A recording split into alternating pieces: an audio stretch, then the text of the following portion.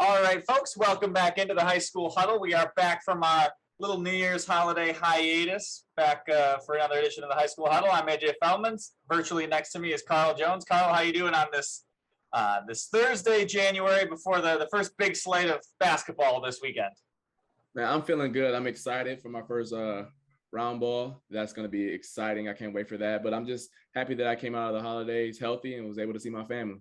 Exactly. We got our first round ball coming up on tomorrow night. If you're watching this today, it's Friday, January 7th. We're kicking things off Roundball Roundup. Going to have a lot of games for you.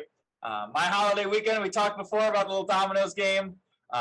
There's two things I love almost more than anything in this world: winning and being right. I was unable to win, but I was right. It was my dad's turn to take home the Christmas Dominoes title, first time in a long time. So I prognosticated it on this show. So I just wanted to. I'm sure everybody was waiting with bated breath to hear the results. But it was old Brian getting the win for Christmas Eve Dominoes for the Feldman household. I actually had forgot about that, but I was really interested to see how that turned out. But I'm happy that you're at least right in one scenario. Exactly. It was a three-way race between me, my sister, and my dad the entire way.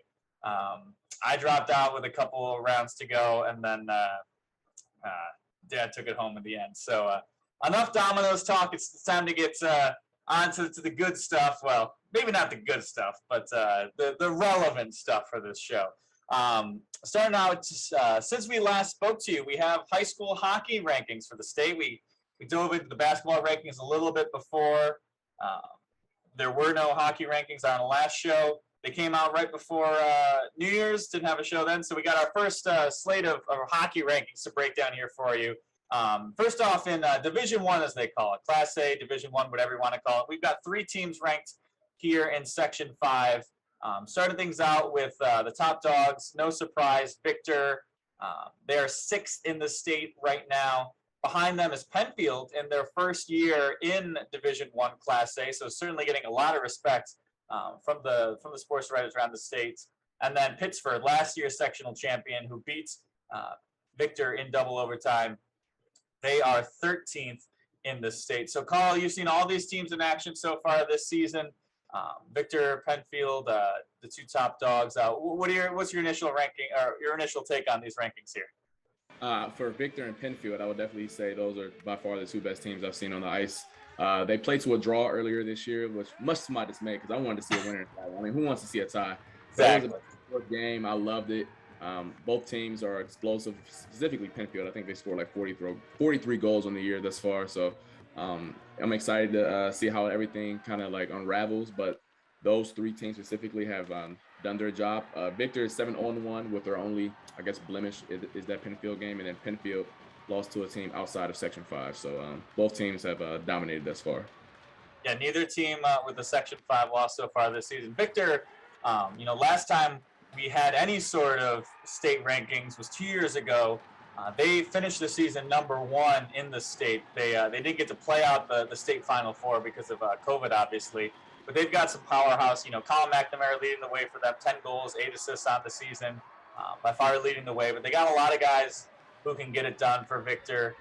They also have strong goaltending in net so far this season. They've got two guys that they seem to be going with this year, Max Pitts and Cam Beal. Max Pitts with a 4-0-1 record. He's got a 1.37 goals against average. Cam Beal with a 1.67 goals against average. So those are two tremendous numbers, tremendous starts.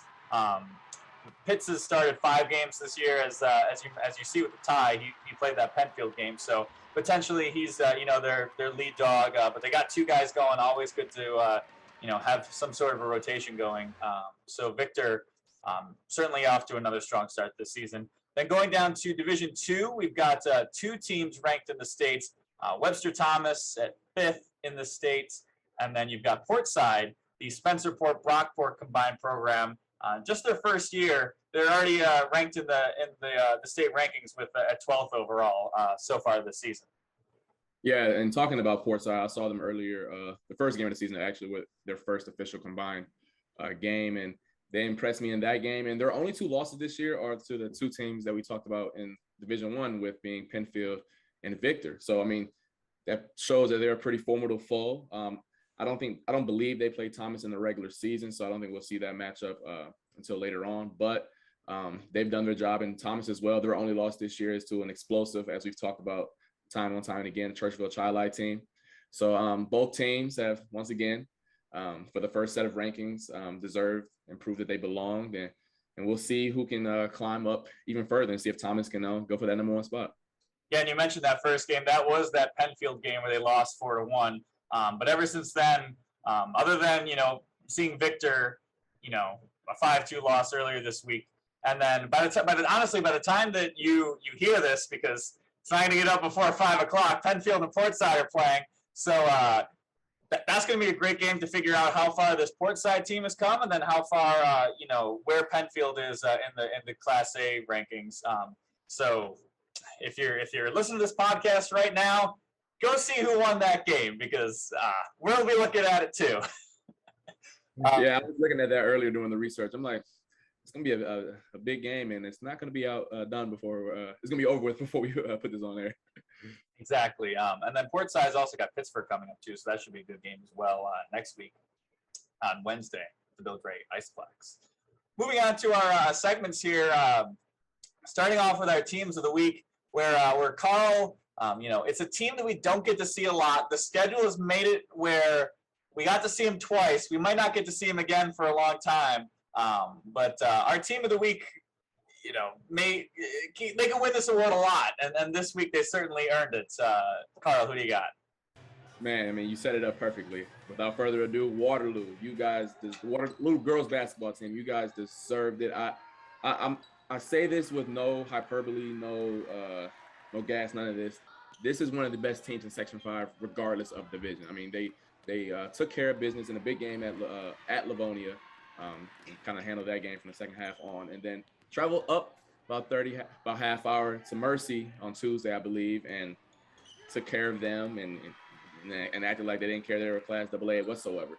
I mean, you can talk about Penfield, you can talk about the other elite foes in Section 5. I'm not gonna say Waterloo's far off from that, and I say that with all confidence. I mean, they have a strong four that, with any given moment, they're bound to go off. I mean, obviously, they're big dog. Giovanni, White, Precipio. I mean, good luck finishing at the paint when she's down there, and then good luck stopping her down there. She was our player of the week, so you guys have heard that she's been dominating. But also, it's the others as well. Jasmine Lewis, Morgan Caraballo, Macy Carr. I mean, you need guards to make things go, and they have those as well. They only have like 8-9 players, but it doesn't matter. They get up. They can play any style you want. Go up and down the floor, play it slow. I mean, playing it slow against that team is kind of rough, trying to get in the paint.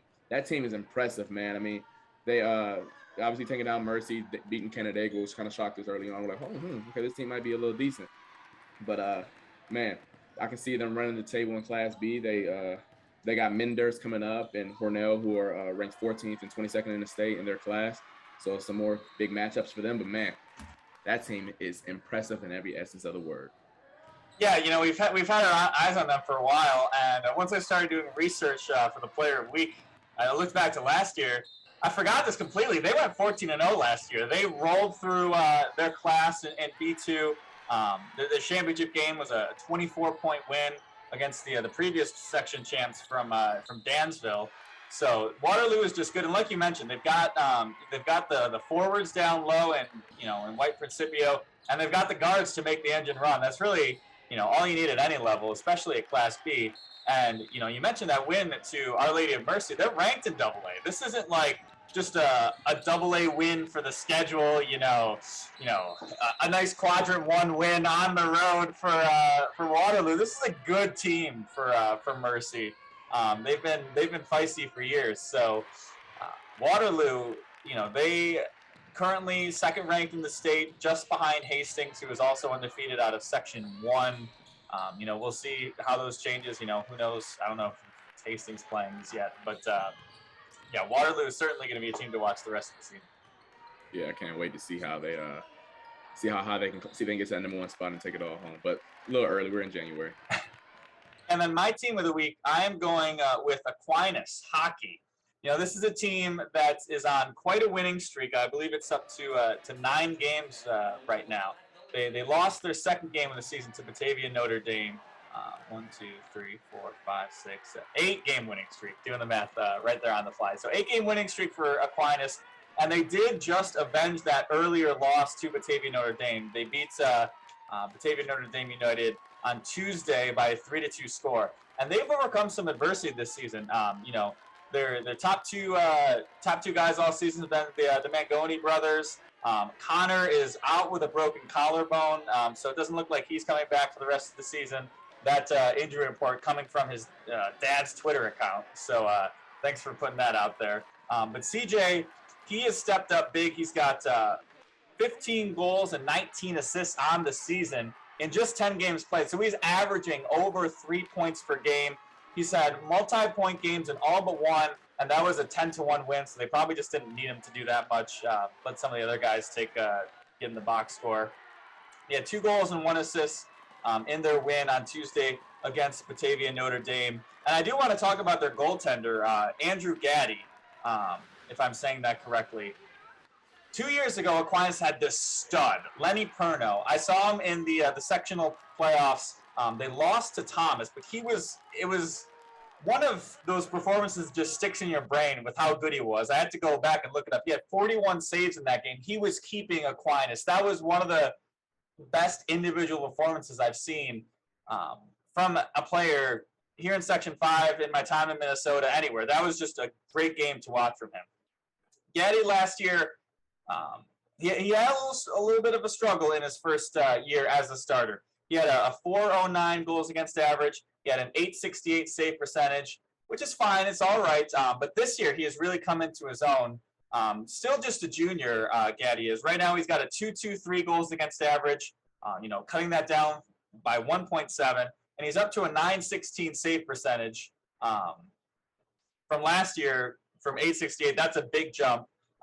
Their schedule hasn't been the super strongest so far this season, so we'll see what they can do later this season. They've got McQuaid coming up. They've got Penfield later in the season. They've got some other Brighton coming to their building. They're traveling to Brighton soon, so we'll see how he faces against some of those teams, especially that Penfield game. That'll be a really interesting one to watch. But Aquinas has just really impressed me with how they've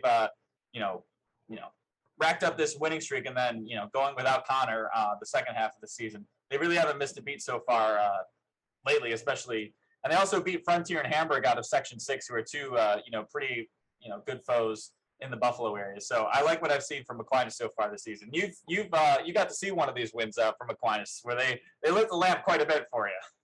Yeah, man, that was a great game to go to, and it was one of those games where CJ Mangoni kind of put everything to bed. It was one of those games where they couldn't put away Geneseo until, I want to say, late in the second period, where he scored 2 goals, I want to say, in less than 45 seconds, and kind of put the seal on, put things to bed, I guess you can say. But I love him, watching him play. I mean, he's out there talking trash. He's fly.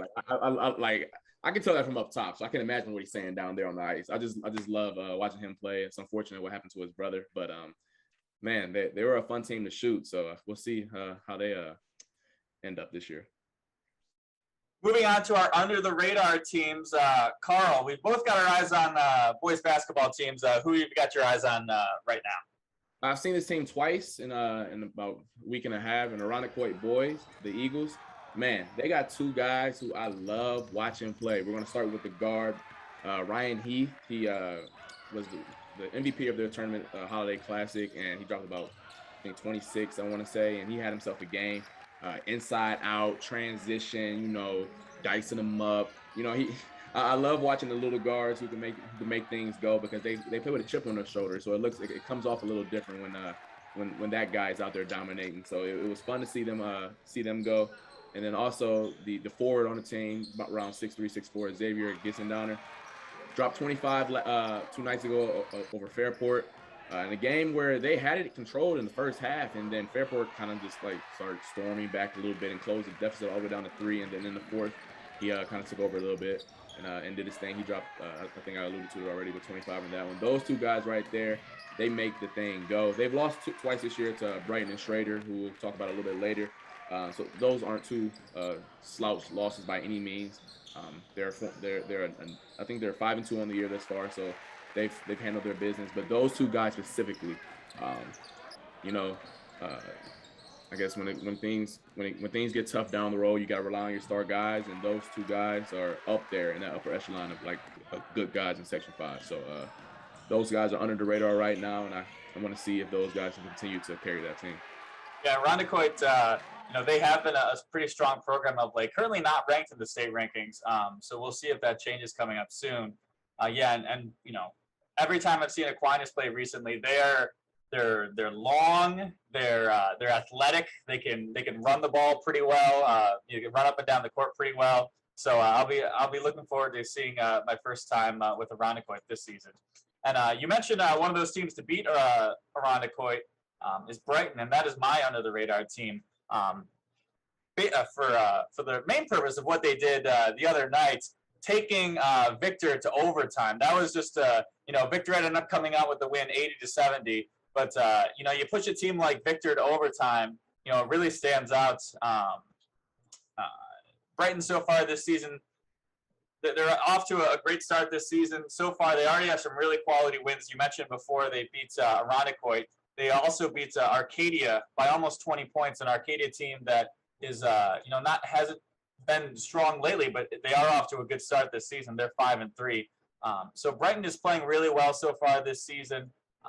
They don't have they have a very balanced attack. Just looking at some box scores, there's multiple players in double figures. There's multiple guys leading their teams in scoring every week. Just taking a look at that Irondequoit game, for example, Eli DeSantis had 21 points. Reggie Smith Jr. had 19 points, 9 rebounds, 3 blocks. Andrew Falter with 16 and Matt Howe with 12. Just every single time that I'm looking at their box scores, it is that type of thing. In that Victor game, Reggie Smith Jr. finished with 17. Eli DeSantis had 16. Howe scored 14. It's just a core group of guys who can, beat you on any single night. So you have that, that consistency. You're never going to get too far down. And then if one of these guys can have a big game, you can do something like take an undefeated Victor team into overtime. Well, those are always the scariest teams to play. The teams where they're never gonna back down. They may not physically overpower you or impose their will, but you can't put them away. So like all you need is just one of those core guys to just have a night, and you're going home with a loss. So that team right there. When I was at Schrader and heard about that game going in overtime, I was like, hold up. So yeah, that's definitely a team that needs some pub for sure. And then, we've got a lot of great games coming up this tomorrow on our first Roundball Roundup. Big slate of boys game, big slate of girls games, but there are a couple of boys matchups that are really exciting. And we'll let Carl start for our first game of the week. Man, these are two big time games. One better undefeated. Tomorrow night we got Schrader. Victor tomorrow night,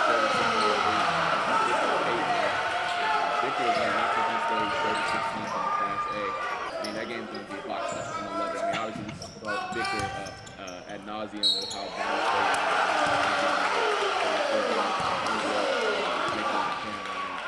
depends on the night who plays well for that team. And then Schrader, who's been off for 3 weeks. They played their first game last night, I apologize. And due to COVID and a couple cancellations, they haven't been able to take the floor. And they looked a little rusty last night, only taking down Churchville Charlotte by 3. But they're undefeated for a reason. So that game right there is going to be fun to watch. Who's going to take the first L? I honestly don't know. I've only seen Schrader once, and through both of us, we've watched Victor about 3 or 4 times. So it'll be a fun one. And this is why you play the game right there for the big student sections tomorrow night. Gonna be loud, ruckus, crowds. Love that. I mean, I wish I could suit up one more time just for a game like this. But game of the week for me, Schrader boys taking on Victor. Yeah, and then on another big slate with some powerhouse teams, some really great players. We've got East taking on McQuaid. You don't really have to say too much more than that. You've got Damani Barley going off for East. What was it, 40 against Edison? Do I have that right?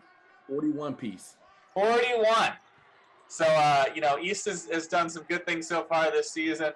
They haven't had a ton of, tough Section 5 competition other than last night. They certainly passed that test with a 71-62 win. Only lost this season to Liverpool in the Syracuse area. And then McQuaid, obviously they're off to a great start this season. They got that tough win against Aquinas. They beat up on Franklin and Leadership. Edison Tech, they beat them earlier in the season by 6. Only losses this season to Schrader, undefeated Schrader, and then St. Francis team out of Buffalo, which is always a pretty good program. So I'm looking forward to see McQuaid and East. Those are always some fun matchups. Just two teams with a lot of talent. McQuaid with the, McQuaid can beat you in a lot of different ways. Both teams very well coached, so it's going to be a fun game. And it's at East, which is always a fun place to get a game. That crowd gets up for it.